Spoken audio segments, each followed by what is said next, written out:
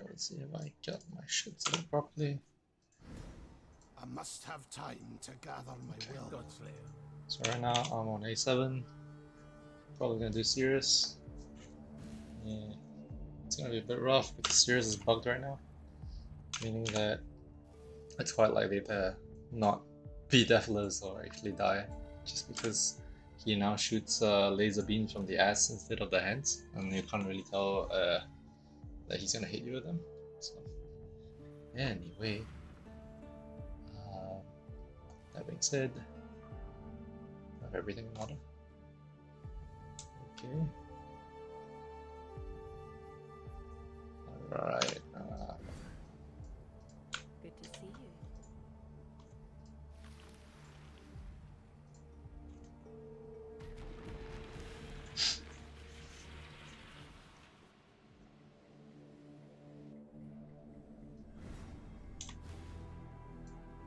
Did you really think this would work? Sirus, please, we want to help you. Don't do anything hasty. Destroying you is as easy as flicking a pest. No! Sana! Kirak! How boring and small. You want the Atlas? Take it. It's yours. But Orir, I will burn to the ground. Perhaps the suffering of my fellow citizens will finally stir something.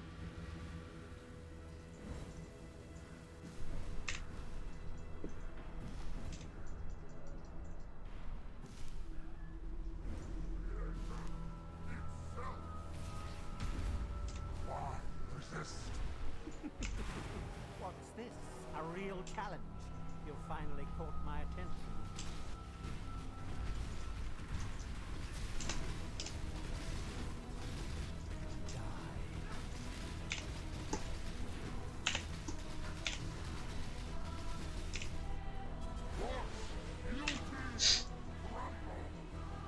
I think that's okay. My DPS is pretty good. I think I actually haven't calculated in POB, but according to PoE Ninja, it's 3.7 million. So I guess it's enough for the side.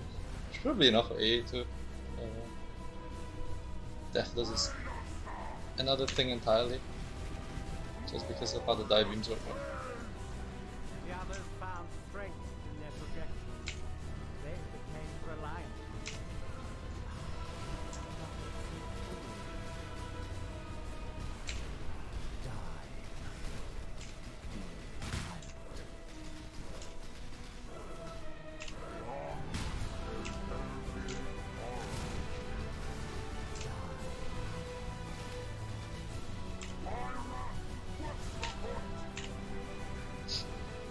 I must have time to gather my will.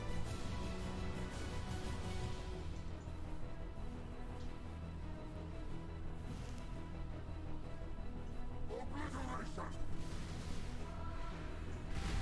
Be utterly annihilated! Like, really interesting enough to warrant all this pain.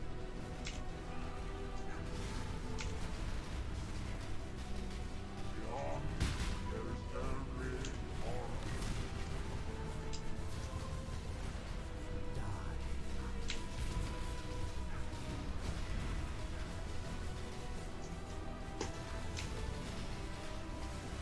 Your lives are meaningless! I'm surprised at how high the damage is. Meaning that I really didn't expect this build to be this effective. And surprisingly, it has slightly more damage on my side. The same stage in the game, but it has less survivability.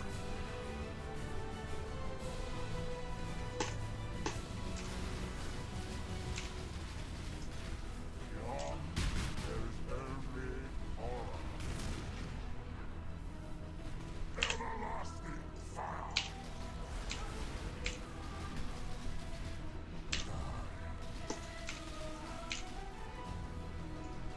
Feel the thrill of the force.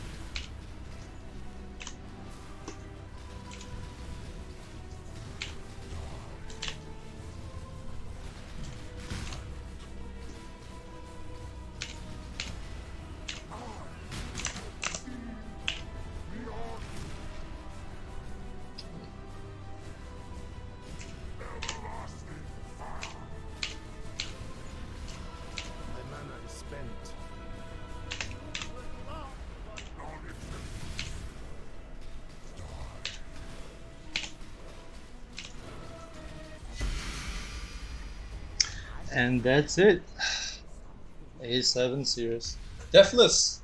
Despite his bug shit. I guess it kind of bugged in the sense like his die beam will fuck you up if you think that he's not looking at you. So you have to look at the direction where he starts it from and then predict where it's gonna come from based off the direction of his initial cast. Like he's not really accurate right now. Like he will die and then he'll turn the opposite direction, but he's actually turning towards you. So the problem is I think that the graphics, what's showing up on your screen isn't exactly what's happening in the server. So the dive ends up coming out of his ass and fucking you up because you think that he's casting it somewhere else. So I guess one way to deal with it is just instead of moving, which is what we're all used to dodge a dive beam, we'll just like dash in the direction which is the safest. So I guess it's a little bit of a weird thing to do, but it can be overcome. So yeah, that's pretty much it. With regard to the build, this is very heavily leaning on knowledge I already know about regarding like stuff like Archmage, Mind of a Meta, and mana stacking as well as life stacking, agnostic as well. In this case, however, I'm not a Scion, so I don't path the Pathfinder. I don't get perma-flasking. You notice I'm a lot more conservative with my flasks. I have to be, because I don't get them back easily. And then I don't have like the extra dodge as well. But what I do have is because I'm running staffs, my defenses are like, so I have like, let's see, I have chance to block, I have 42%, and with roomies it goes to 62. This is not with glancing, so it's basically a 62%, you know, don't take any damage kind of thing. And then I go from 25 to, was it 8 more? So this would be 37. The spell block is a problem, but you know, nothing much I can do about it. I'm using an Omeoken because I'm so used to the increase in movement speed. So I get Onslaught from this as well as 30 movement speed, so that's a total of 50. And then when I pop Quicksliver, it goes up like really high because it's 70 plus 50, right? So that's like a 120% increase. I really like that mobility, so it's very hard to move away from it. Next thing is I've gone staff, so I've gone a lot of crit nodes and yeah, block nodes. So you path through this way, get the spell crit, you get this. You don't go elemental overload because you know you are going a crit build, so you need the multi and all that. So I get multi from the staff nodes. I also get multi from my jewels. Yeah.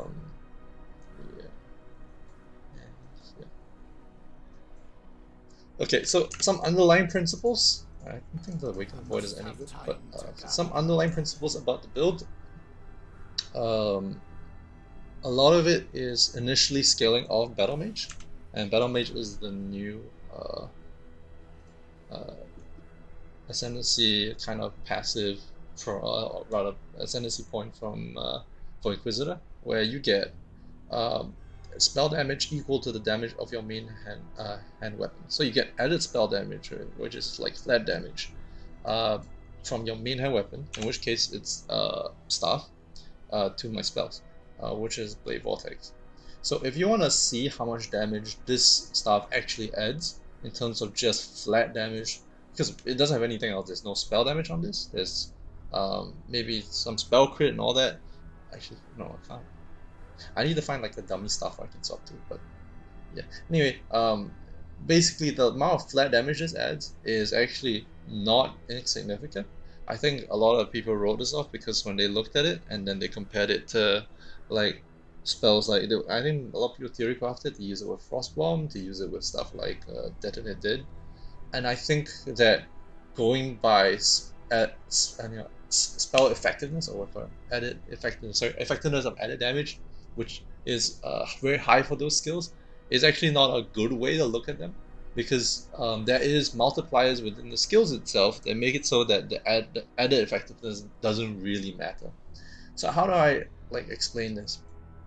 So I guess it's for someone like me, because I play a lot of Archmage. I played Archmage every single league since I started, and I kind of know how to scale, how Archmage scales, right? So what Archmage does is that it gives you a massive amount of flat added damage in the form of lightning that's based off your max mana, and then that's how you scale Archmage. So it doesn't really matter that you're like the other way of doing it, which is not to add massive flat through other sources, is to just have this, the skills be leveled, right? So if you look at, let's say for example, Blade Vortex, there is 101 to 151 physical damage base, and that whenever you level the gem, it goes up, right? And it goes up by a significantly higher percentage the higher it goes above level 20. And that is why you see a lot of spellcasters, how they scale it is they'll just go like +1 all physical gems, +1 spell gems, and just get Blade Vortex's inherent added damage up. When you use Archmage, you are actually just you don't really care too much about the inherent added. You care very much about how much you can add to that, right? And that gets multiplied by the effectiveness of added damage. So, for example, if Archmage, you notice I'm still running Archmage here. When I look at the total damage being, the total damage output of this, I think 50% of it is still Archmage. So Archmage provides a 50% damage increase. 25% of it is Battlemage, which is based off the flat from this weapon, and the other 25% is coming from the skill itself. So, I mean, yeah, Archmage is pretty nice, right? So, but then it requires a lot of trade-offs. So what does this mean? It means that Battlemage actually is pretty good when you first start out in the league, because you don't have a lot of added flat damage. You're not going to be able to afford stuff like, +3 to or +6 to the Blade Vortex levels. And then while you're scaling that, it is very hard to scale defenses. So I think the best way, like the way I at least started on this, was that I went with Archmage as well as Battlemage, and that steroided my damage pretty crazy. Like, so right now, if you got a PoE ninja, I think I'm probably the second highest in DPS for Blade Vortex for Inquisitor, and I'm actually like maybe 2 times tankier than the guy who's in number 1. Maybe more than that, because he's not using like a lot of defensive layers. Like you look at this build, you realize that there's a shit ton of defensive layers. You have like you have quite a high amount of block. You have like 20% dodge because of the American, and you have like 40% mind over matter, and you have 5k mana and 3.6k life, which is like pretty significant. So I do quite a bit of damage, and I'm still quite survivable. Yeah. All in all, I don't think there's very much to go into with this. I think if you want to replicate this build, and what you would need is, as fast as possible, get a decent staff, 6 linked, and with maybe around 300 added damage, which you can get. Corrupted one is going to be pretty cheap. Once you do that, you can start getting something like a 6 link for chest, and once you do that, it frees up your stuff to be able to, like, you can get stuffs that just have way more added damage. So right now I'm actually using a stuff that cost me like, this cost me like 25 chaos to make. All I did was buy a base for like 6 chaos, and slam a couple essences on it, and I got this right off the bat. I haven't even like slammed it with harvest yet, and it's pretty nice. Yeah. So basically, with Battlemage, with Archmage, like this, you have a pretty tanky character which can do quite a bit of damage. Yeah. What are my next plans for this build? So my next plans for this build is 8 Sirus definitely, doing Maven as well, hopefully, and yes, I have another build idea I'm working on right now. So I'm gonna use Rebuke of the Vow as well as a Cost Priest, and I might just respec out of this side of the 3 and go towards the Assassin side to get more Dex nodes, as well as get some crit chance and crit damage nodes. The reason being why I'm doing this is because Rebuke of the Vow has quite massive added damage. I think he has like 610 added damage, which goes to your spells, right? And the 610 added damage is going to be added to Ice Nova, Frostbolt. Frostbolt's effectiveness is 220, Ice Nova is 120, and Frost Bomb is 300, right?